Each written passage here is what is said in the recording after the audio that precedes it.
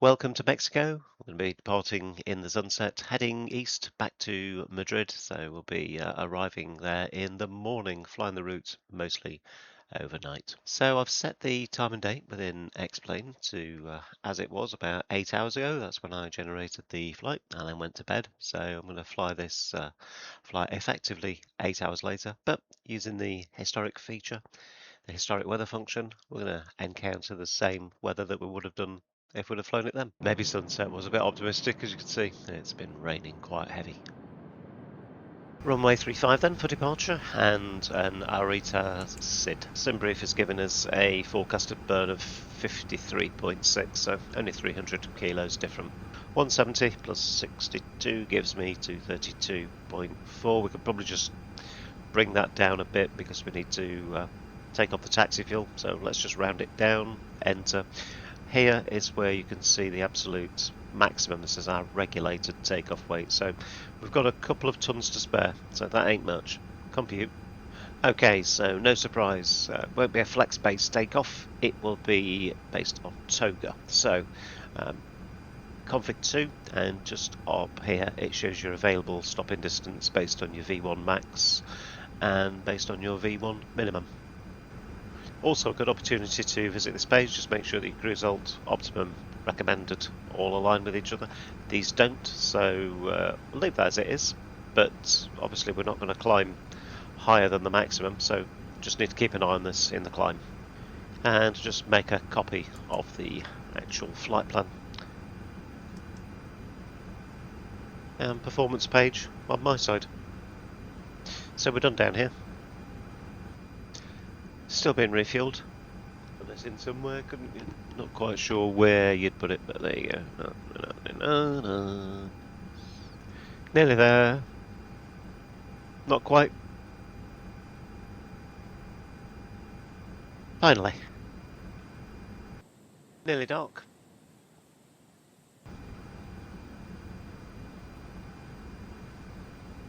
That was the time of the outbound flight, 11 hours 13, but they actually flew out from Barcelona. We're taking it back to Madrid. Okay, so we are off we go, 0040.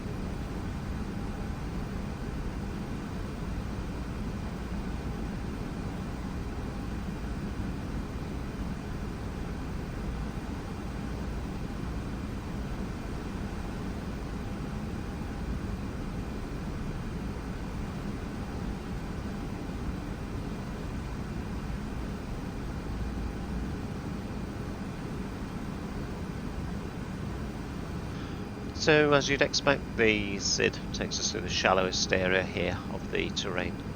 Alright, let's go. Parking brake is released.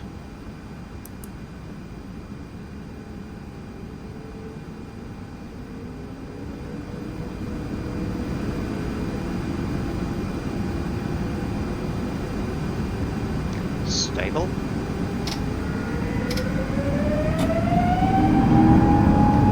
Toga, SRS runway, auto thrust is blue.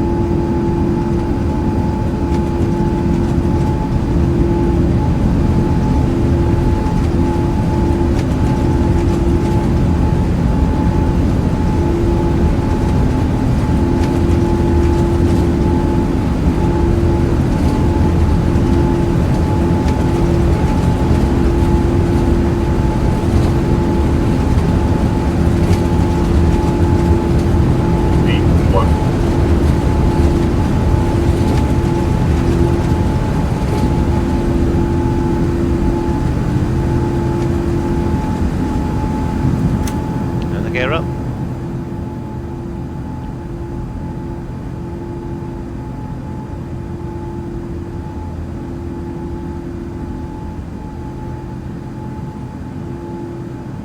Okay, cannot see anything.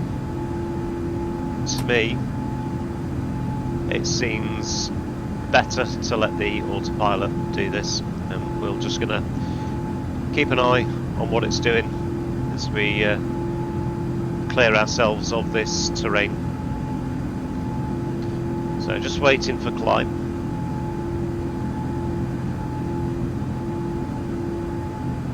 Climb. 2 clicks back.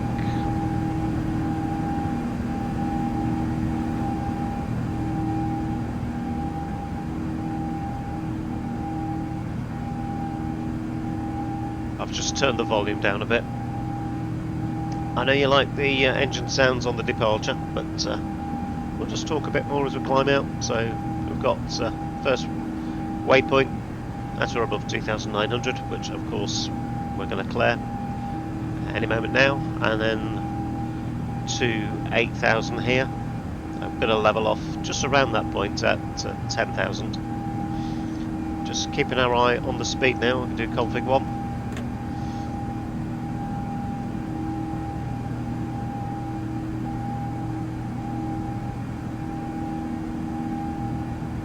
Keeping our eye on things, making sure that the trend vector shows a good positive trend in the speed.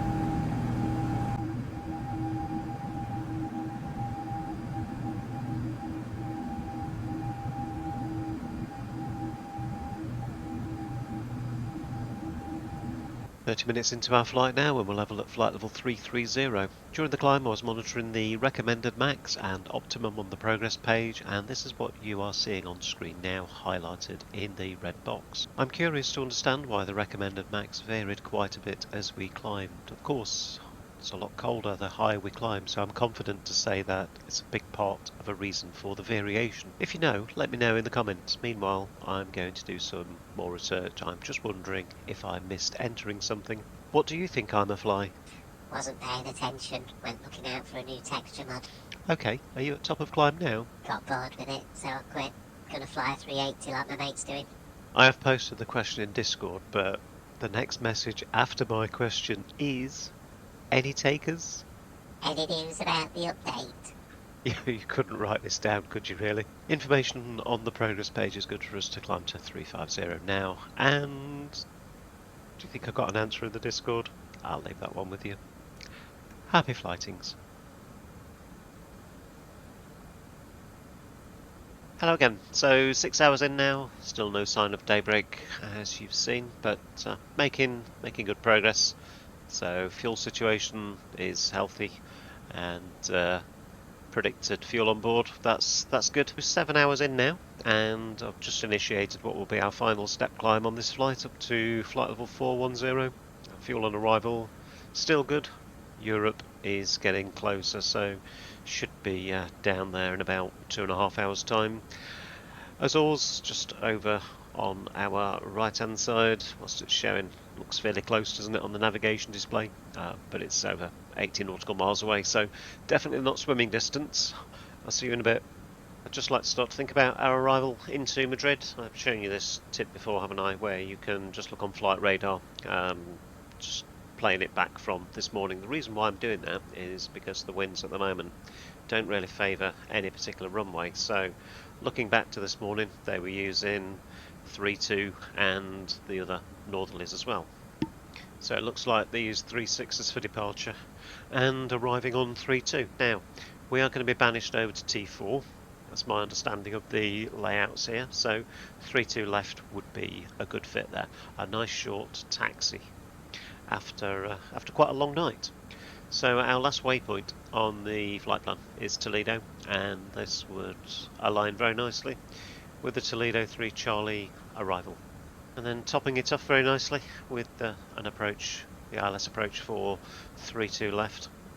Have a look at your airfield elevation as well, and just factor that into your situational, more importantly your vertical kind of awareness during the descent. So we're starting off from flight level 410, but we're landing on an airfield of 2,000, so effectively we're only descending 39,000 feet. Not too, that gets kind of quite significant when you're in the latter stages on the approach and you are, say, levelling off at 7,000 feet. Well, at that point that is only 5,000 feet, so that's where you're just bringing that in. If you're doing the 3-to-1 rule as well, you'll kind of appreciate how having that in your head is another bit of information that's going to get you one step ahead. 9 hours 45 minutes, and now we are on the approach to Madrid's runway 32 left. So it's going to be a config full landing with auto brake medium, so enjoy the landing, and I'll be back on the taxi in for the analysis.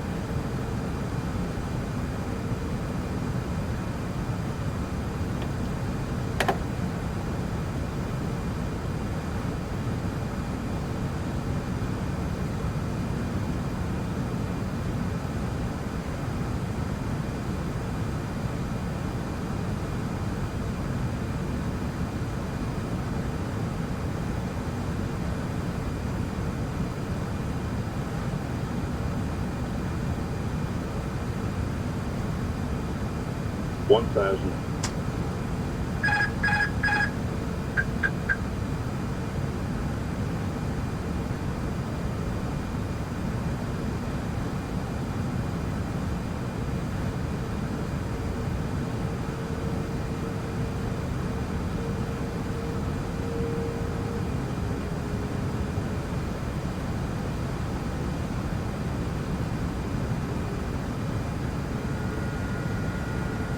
Five hundred.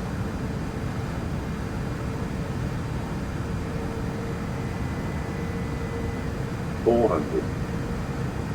100 above.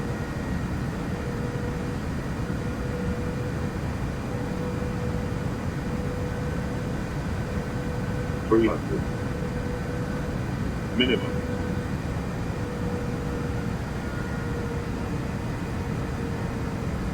200.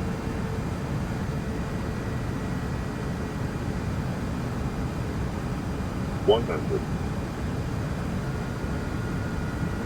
50, 40, 30, 20, 10, 5.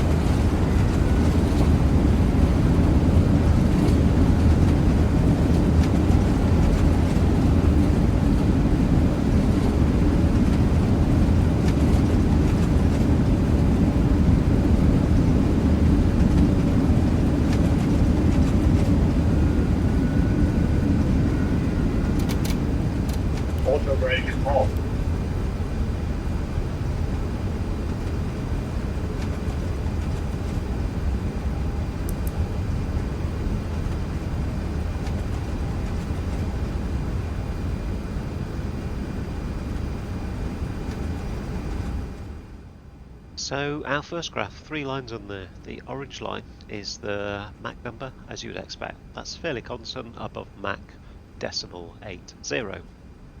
Next one is the ground speed, so above 500 knots, and you can see the impact of the green line here, which is the headwind or tailwind component, which I'll introduce you to on the next graph. But what you're seeing here is that we had a tailwind, and then as this turns round and becomes a headwind, the scale's on the right hand side, you can see the ground speed deteriorates, as you would expect. Okay, so this graph, instead of showing you the wind direction and the wind speed, I'm only showing you the wind speed now in blue, and that's because in orange this is representing whether that was a tailwind, so when it's negative it's a tailwind, and when it's positive it's a headwind. So you can see for most of the flight we encountered a reasonable tailwind, and then as we got nearer Europe, probably for the last quarter of the flight, the wind direction changed and we just started to get a very, very light headwind there, but it was only like 30 knots on the nose. But I think this is a really interesting approach to showing the impact of the winds, and that's what I'll use now going forward. For the fuel, I've only got the figures written down on the back of a fag packet today, so we were expecting to burn around 53.6 tonnes, we actually burned 56 tonnes, and we were 7 minutes off forecast. Thank you very much for viewing, hope that you've enjoyed another flight with us in the A330neo, do like, subscribe, and I will see you soon on a future video. Do take care, bye bye.